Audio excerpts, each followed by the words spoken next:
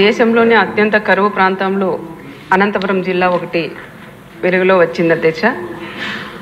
RTT సంస్థ అధ్యక్ష, గత 50 సంవత్సరాలుగా పైగా అనంతపురం జిల్లాలో కాకుండా ఆంధ్రప్రదేశ్, తెలంగాణ రాష్ట్రాల్లో కూడా మొత్తం 152 మండలాలు, సుమారు 4000 గ్రామాల్లో 5 లక్షల కుటుంబాలకు ఈ సంస్థ సేవలు అందుతున్నాయి అధ్యక్ష.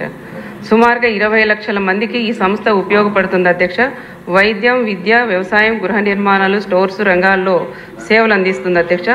ఆర్టీటీ అంటేనే ఏ పార్టీకి, కులానికి, మతానికి సంబంధం లేకుండా ఆ సంస్థ చేస్తున్న సేవలు చెప్పాలంటే ఒక రోజు సరిపోదు అధ్యక్ష. కానీ కేంద్ర ప్రభుత్వం ఏడాది కాలంలో FCRA రెన్యువల్ చేయడం లేదు అధ్యక్ష. దీనివలన ఇప్పటికే ఆర్టీటీలో కీలకమైన సేవలు ఆగిపోతున్నాయి అధ్యక్ష. దీనిపై అనంతపురం జిల్లా నేతలు ముఖ్యమంత్రి చంద్రబాబు నాయుడు గారు దృష్టికి కూడా తీసుకెళ్లాం అధ్యక్ష. వెంటనే సార్ కూడా స్పందించి సెంట్రల్లో ఉండే ఎంపీలకు కూడా తెలియజేసి మన గౌరవ హోంమంత్రి అమిత్ షా గారితో కూడా కలిసి వివరించింది కూడా జరిగింది అధ్యక్ష. అయినా కేంద్ర ప్రభుత్వం నుంచి ఇంకా ఎలాంటి స్పందన లేదు అధ్యక్ష.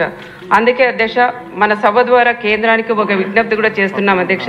ఆర్టీటీని ఒక మతపరంగా చూడవద్దని విజ్ఞప్తి చేస్తున్నాం అధ్యక్ష. మన గౌరవ మంత్రివర్యులు లోకేష్ గారు కూడా మంచు పెరేరా గారితో కూడా సమావేశమై ఆర్టీటీ సేవలు కూడా ఆగకుండా కొనసాగేలాగా కేంద్రంతో మాట్లాడతామని హామీ ఇవ్వడం జరిగింది అధ్యక్ష. దయచేసి FCRA సమస్యను కూడా పరిశీలించాలని సభ ద్వారా నేను కోరుకుంటున్నాను అధ్యక్ష. ఆర్టీటీ అంటే మా అనంతపురం ఉమ్మడి జిల్లాలో కూడా SC, STలు కూడా ఎంతో ఆర్టీటీ మీద కూడా ఆధారపడి ఉన్నాయి అధ్యక్ష.